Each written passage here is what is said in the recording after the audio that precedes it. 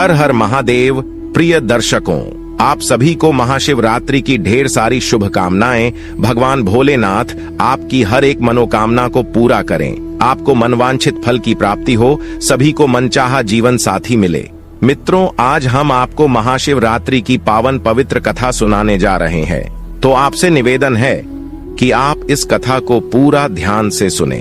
मित्रों, यह कथा स्वयं भगवान शिव जी ने माता पार्वती से कही थी। मित्रों, एक बार भगवान शिव माता पार्वती के साथ कैलाश में विराजमान थे। तभी माता पार्वती ने भगवान शिव से पूछा, हे प्रभु, मैं जानना चाहती हूँ कि मृत्यु लोक पर मनुष्य कई सारे पाप जाने अनजाने में करते हैं, किंतु अनजाने किए हुए पापों से मुक्ति मिलने के लिए तथा कलयुगीन मनुष्य को कौन सा व्रत तप करने से उसके समस्त पापों का नाश हो जाता है। हे प्रभु, कलयुग तो सबसे शापित युग है, इसलिए मनुष्य को मुक्ति के लिए क्या करना चाहिए। मित्रों, तब भगवान शिव कहते हैं, हे गौरी, आज आपने जो प्रश्न किए हैं वह समस्त मानव जाति के लिए अत्यंत महत्वपूर्ण है। आप सत्य कहती हैं कि कलयुग शापित है, किंतु कलयुग के मनुष्य को मुक्ति प्राप्त करने का केवल एक ही सरल मार्ग है, ईश्वर का नाम स्मरण। हे पार्वती, आज मैं आपके प्रश्नों के उत्तर में एक कथा सुनाता हूँ। जो भी मनुष्य इस कथा को सुनता है वह समस्त पापों से मुक्त होकर परम गति को प्राप्त होता है और उसे मोक्ष की प्राप्ति होती है।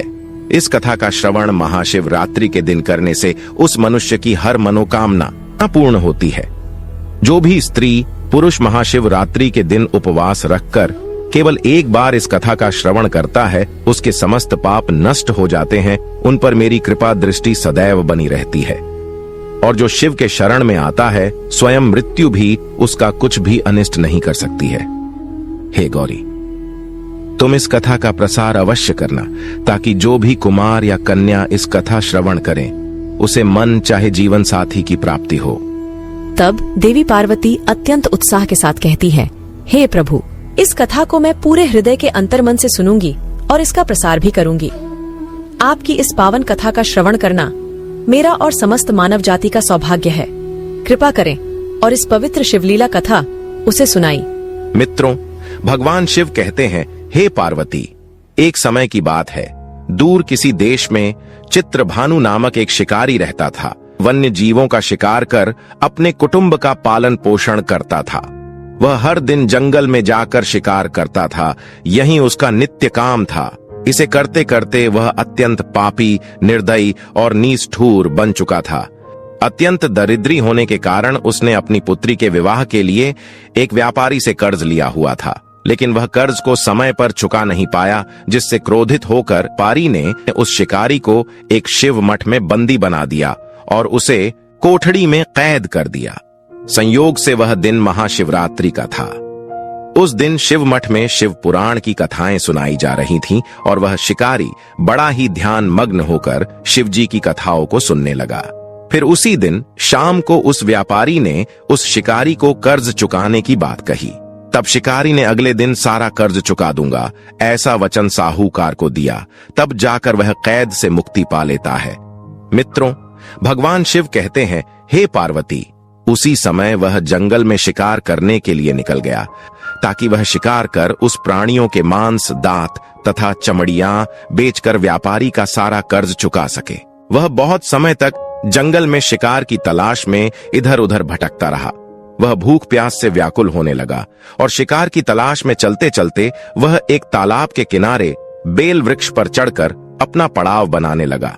मित्रों, उसी बेल वृक्ष के नीचे एक शिवलिंग था जो बिल्व पत्रों से ढका हुआ था, और शिकारी इस बात से बिल्कुल अनजान था। फिर संध्या समय वह शिकारी स्वयं के छिपने के लिए पड़ाव बनाते बनाते उसने जो कुछ उस पेड़ की पत्तियां और टहनियां तोड़कर नीचे गिराई, वे संयोग से उस शिवलिंग पर जा गिरी। शिकार की राह देखता देखता वह बिल्व पेड़ से पत्ते तोड़ तोड़ कर शिवलिंग पर अनजाने में अर्पित करता गया। उसी दिन महाशिवरात्रि का दिन था और वह दिन भर भूखे प्यासे शिकारी का व्रत भी हो गया और शिवलिंग पर बेलपत्र भी चढ़ गए। इस तरह वह अनजाने में किए गए पुण्य का भागी बन गया और अभी रात्रि हो चुकी थी। मित्रों, भगवान शिव कहते हैं, हे देवी पार्वती, रात्रि का एक पहर व्यतीत होने पर एक गर्भिणी हिरनी तालाब पर पानी पीने आई। तभी शिकारी ने धनुष पर तीर चढ़ाकर निशाना साधते हुए धनुष की डोर खींची। तभी अचानक से वह हिरनी बोली, हे शिकारी, मुझे मत मारो, मैं गर्भिणी हूँ। अब मैं शीघ्र ही प्रसव करूंगी। तुम एक साथ 2 जीवों की हत्या करोगे, जो ठीक नहीं है। तुम्हें इसका महापाप लगेगा, जो निंदनीय कर्म है। मैं अपने बच्चे को जन्म देकर शीघ्र ही तुम्हारे पास वापस लौट आ जाऊंगी। तब तुम मुझे मारकर अपनी भूख को शांत करना। मित्रों, भगवान शिव कहते हैं, हे पार्वती। हिरनी की ऐसी विनय पूर्वक बातें सुन शिकारी का मन करुणा भाव से जाग गया और उसे हिरनी की बातें सच्ची लगी। तब उसने तुरंत प्रत्यंचा डीली कर दी और दूसरे ही क्षण वह हिरनी झाड़ियों में लुप्त हो गई। फिर कुछ समय के बाद एक और हिरनी उधर पानी पीने के लिए आती है। तब वह शिकारी बहुत खुश हुआ, अब तो शिकार मिल गया, यह सोच ही रहा था। हिरनी के समीप आने पर उसने धनुष पर बाण चढ़ाया। तब दूसरी हिरनी ने विनम्रता पूर्वक निवेदन किया, हे पारधी, मैं कुछ ही समय पहले ऋतु से निवृत्त हुई हूँ। मैं कामातुर विरहिणी हूँ और काम वासना के भाव से जाग उठी हूँ। मैं अपने पति की खोज में भटक रही हूँ। मैं शीघ्र ही अपने पति से मिलकर लौटकर वापस तुम्हारे पास आ जाऊंगी। मेरी तुमसे विनती है, तुम मेरा शिकार मत करो। मित्रों, भगवान शिव कहते हैं, हे देवी पार्वती। फिर उस शिकारी का मन उस हिरनी की बातों से विचलित हो गया और उसने उसे भी जाने दिया। 2 बार अपने शिकार को उसने स्वयं खो दिया था। अब उसका माथा ठनका और वह चिंता में पड़ गया कि अगर मैं शिकार नहीं करूंगा तो खुद ही भूख के कारण मर जाऊंगा।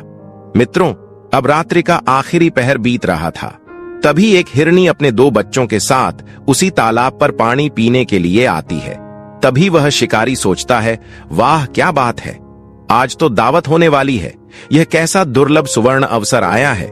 और फिर से उसने धनुष पर तीर चढ़ाया। वह तीर छोड़ने ही वाला था कि वह हिरनी बोली, हे शिकारी, मैं इन बच्चों को इनके पिता के हवाले कर लौट आऊंगी। कृपा करो और मुझ पर दया दिखाओ। आप इस समय मुझे मत मारो। इन्हें छोड़कर मैं स्वयं आपके पास वापस आ जाऊंगी। मैं इस संसार को साक्षी मानकर आपको वचन देती हूँ। फिर भगवान शिव कहते हैं, हे देवी पार्वती। हिरनी के ऐसे वचन सुन शिकारी खूब हंसा और बोला, सामने आए शिकार को छोड़ दूं? मैं ऐसा मूर्ख नहीं हूं। इससे पहले मैं 2 बार अपना शिकार खो चुका हूं। मेरी भी पत्नी और बच्चे भूख से तड़पकर व्याकुल हो रहे होंगे। तब उत्तर में हिरनी ने कहा, जैसे तुम्हें अपने बच्चों की ममता सता रही है, ठीक वैसे ही मुझे भी अपने बच्चों की चिंता है। इसलिए सिर्फ बच्चों के नाम पर मैं थोड़ी ही देर के लिए जीवन दान मांग रही हूँ। हे शिकारी, मेरा विश्वास करो, मैं इन्हें इनके पिता के पास छोड़कर तुरंत लौटने की प्रतिज्ञा करती हूँ। हिरनी के करुण स्वर सुनकर शिकारी को उस पर दया आ गई। उसने उस हिरनी को भी जाने दिया। शिकार के अभाव में बेल वृक्ष पर बैठा शिकारी बेल पत्र तोड़ तोड़कर नीचे फेंकता जा रहा था। अब तो रात्रि समाप्त ही होने वाली थी और सूरज निकलने ही वाला था। तभी तो एक दृष्टपुष्ट बहुत बड़ा हिरण उसी झील के पास आता है। अब शिकारी ने सोच लिया कि इसका शिकार वह अवश्य ही करेगा। मित्रों, भगवान शिव कहते हैं, हे देवी पार्वती। किंतु जब उस शिकारी की तनी प्रत्यंचा देखकर हिरण अत्यंत भावुक स्वर में बोला, हे शिकारी भाई, यदि तुमने मुझसे पहले आने वाली 3 हिरणों को तथा छोटे छोटे बच्चों को मार डाला है, तो मुझे भी मारने में विलंब न करो, ताकि उनके वियोग में मुझे एक क्षण भी दुख न सहना पड़े। मैं उन्हीं हिरनियों का पति हूं। यदि तुमने उन्हें जीवन दान दिया है तो मुझे भी कुछ क्षण जीवन दान देने की कृपा करो। मैं उनसे मिलकर तुम्हारे सामने उपस्थित हो जाऊंगा। यह मेरा वचन है। हिरण की ऐसी बात सुनते ही शिकारी के सामने पूरी रात का घटना चक्र एकदम से घूमकर सामने दिखा तथा उसने वह सारी कथा उसी हिरण को सुना दी। तब उस हिरण ने कहा, हे शिकारी, मेरी 3 पत्नियां जिस प्रकार प्रतिज्ञाबद्ध होकर तथा तुम्हें वचन देकर गई हैं, मेरी मृत्यु से अपने धर्म का पालन नहीं कर पाएंगी। अतः जैसे तुमने उन्हें विश्वास पात्र मानकर छोड़ा है, वैसे ही मुझे भी जाने दो। मैं उन सब के साथ तुम्हारे सामने शीघ्र ही उपस्थित होता हूं। मैं भी इस संसार को साक्षी मानकर वचन देती हूं। मित्रों, भगवान शिव कहते हैं, हे देवी पार्वती। जब वह 3 हिरनियां और उनका पति प्रातः काल में एक दूसरे के पास आ जाते हैं, तब सभी की भेंट हो जाती है तथा शिकारी के साथ किए हुए वचनों के बारे में एक दूसरे को विस्तार पूर्वक बताते हैं।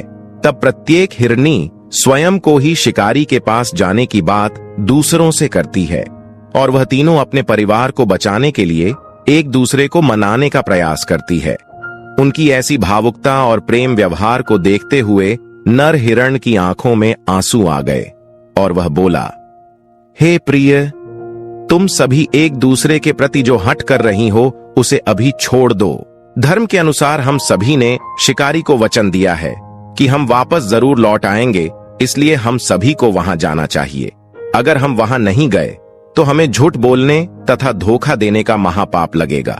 मित्रों, आगे हिरण कहता, हे प्रिय, अगर हमारी वजह से किसी प्राणी की आत्मा तृप्त होती है तो यह हमारा सौभाग्य है, और अगर ईश्वर की भी यही इच्छा है तो हमें इसका स्वीकार करना ही चाहिए।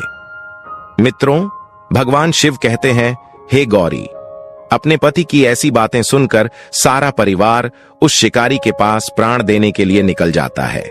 मित्रों, भगवान शिव कहते हैं, हे देवी पार्वती, उपवास, रात्रि जागरण तथा शिवलिंग पर बेलपत्र चढ़ाने से शिकारी का हिंसक हृदय निर्मल हो गया था। उसमें भगवद शक्ति का वास हो गया था। धनुष तथा बाण उसके हाथ से सहज ही छूट गए। भगवान शिव की अनुकंपा से उसका हिंसक हृदय कारुणिक भावों से भर गया।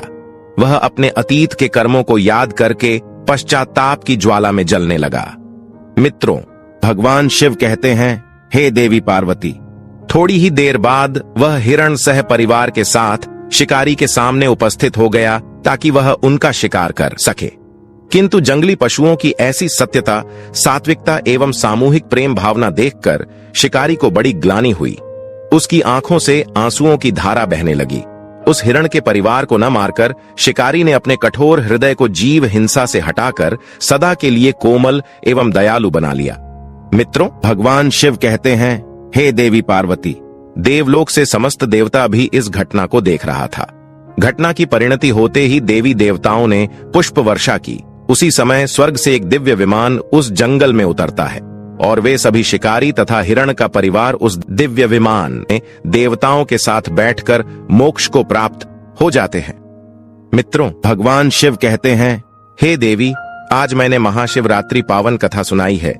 जो भी मनुष्य केवल निर्मल मन से मेरी आराधना करता है, चाहे फिर वह शिकारी भी क्यों ना हो, जो मेरे शरण में आता है, मैं उसे इस चराचर से मुक्ति दिलाता हूं। हे गौरी, जो भी मनुष्य इस महाशिवरात्रि के दिन इस कथा का श्रवण करता है, उपवास करता है तथा निर्मल मन से पूजा पाठ करता है, मेरी कृपा दृष्टि सदैव उसके साथ रहती है। हे देवी, जाने अनजाने में जो भी भक्त मेरी शरण में आता है, वह समस्त पापों से मुक्त होकर परम मोक्ष को प्राप्त हो जाता है। तो मित्रों, आशा करते हैं आपको यह कथा अवश्य ही पसंद आई। तो वीडियो को लाइक करें, परिवार के साथ शेयर करें और कमेंट में हर हर महादेव जरूर लिखें। साथ ही चैनल को सब्सक्राइब करें। आप सभी का धन्यवाद।